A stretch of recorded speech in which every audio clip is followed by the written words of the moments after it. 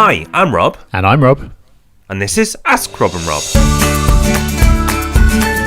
Yes, it's Tuesday, so it must be Ask Rob and Rob. Welcome, thank you for joining us, where we've got another couple of great questions sent in by listeners just like you. We'll listen to those in just a sec. But first, here's a quick reminder of how to send in your own questions. As always, super simple. You can call in on 013 808 0035. Normal rate supply. That's 013 808 0035, where you'll get a voicemail and you can leave your question there. Or you can go straight to thepropertyhub.net/ask.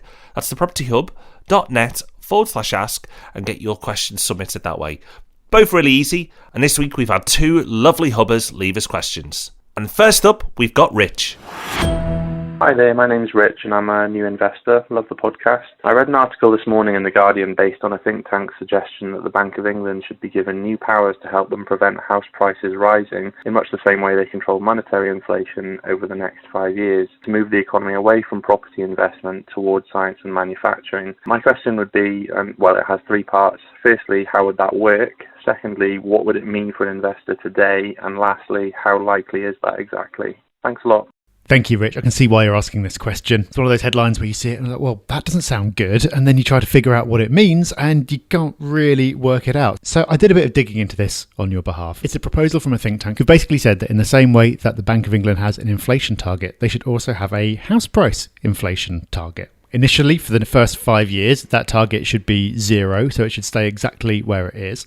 And then after that, they should keep it at around about 2% a year. So the effect that would have would be that for the first 5 years, prices would fall in real terms, so housing would become more affordable. Then after that, given the kind of standard levels of wage inflation, it would stay more or less the same in terms of affordability. Sounds like a nice idea if you could control things that way. How would they do it? Well, they wouldn't be telling you how much you could list your property for sale for, but they'd be basically using access to debt as a way of doing that. So they'd be looking at how much you need to put down in terms of a deposit, so loan to value. They'd be looking at the amount you could borrow relative to your income, and they'd be looking at the availability and pricing of mortgages. So that basically by controlling access to credit, that is how they would achieve this target. I think that's interesting because it acknowledges that one of the main drivers of house prices is the availability of credit. Normally you just hear about supply and demand, which of course is a factor, but I think the supply and demand of finance is also an important factor, and it's acknowledging that. So that's how it would work. The second part of your question was, what would it mean for investors? Well, if it happened, then it would mean that your investment basically would track inflation, which isn't the worst thing in the world, but it does mean that the bonus of outsized capital growth would no longer exist. So you just have an asset that more or less kept pace with inflation and generated an income. And of course, they're looking at controlling the average, so it would be possible to make wise investments that outperform that average. So not disastrous, but of course, anything that cools the housing market, it would be good for people who want to get on the ladder as an owner-occupier, but not so good for investors. But of course, all of this is only relevant if it actually happens. So part 3 of the question, Rob, is how likely is this to happen exactly? Well, it's got no chance. It's just not going to happen. Price controls have been shown not to work, and because always something wrong happens where there's a black market created. Don't think that would happen here, but in this case I think people would miss out, because what would happen here is we've not addressed the supply and demand issue. Like Rob said, credit is really important, and restricting the levels of credit available would make a difference, but you've also going to have a supply and demand issue. There are still going to be people who want to get on the housing market who can't, and you would be making it harder for people to get on the property market, which ultimately could lead to extremes such as social discontent. And I don't think any government wants to encourage that. So the chances of this happening are unlikely.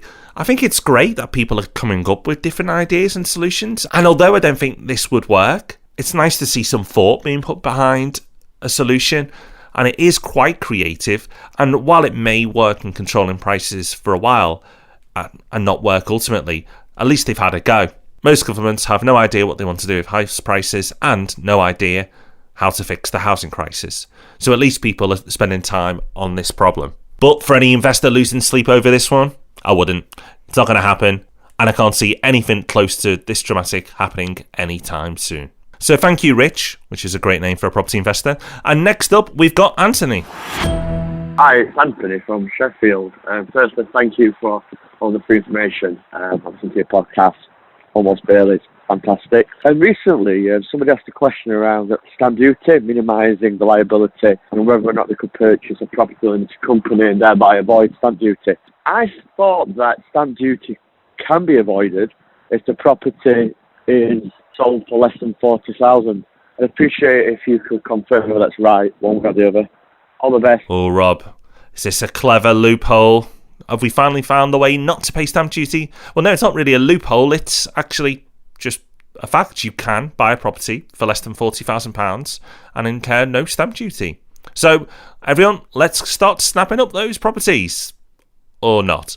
Because wherever there are properties left that are worth £40,000 or less, and there can't be many now, they are not the type of properties that you would want to go after. At least for the majority of investors. Because they're probably not going to be in great condition. They're probably going to be in areas where capital growth will be restricted for the large majority of any property cycle. And they may also struggle to attract tenants, and if they do, they're probably not necessarily the tenants you'd want to attract. And I think while it's valid to ask the question, raise the question, I think it's not an effective strategy.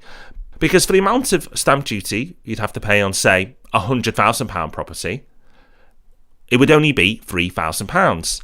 Now, that property, if you do your research and put time and effort in, is more likely to be in a better area, so therefore have a better chance of capital growth, be in better condition, so offer you less problems in the medium and short term as far as maintenance goes, and give you more chance of getting a better quality tenant.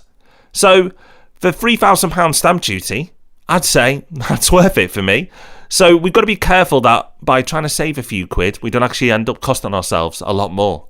Yeah, that's exactly it. Whenever you have a question like, is this a way of avoiding stamp duty? The answer is normally no. Stamp duty is pretty much unavoidable. Any kind of clever wheeze that you can come up with that you think bypasses it, they've probably thought of and shut it down. There are some taxes that you can find ways to minimise or mitigate. Stamp duty is not one of them.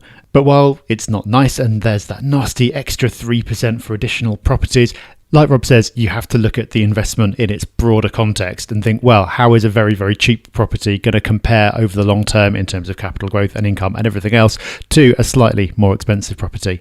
Now, by the time you get up to more expensive properties, so you're looking at like a £500,000 property, the stamp duty on that gets pretty chunky. The stamp duty on £500,000 is actually 30,000, which you could practically buy a property for in some places.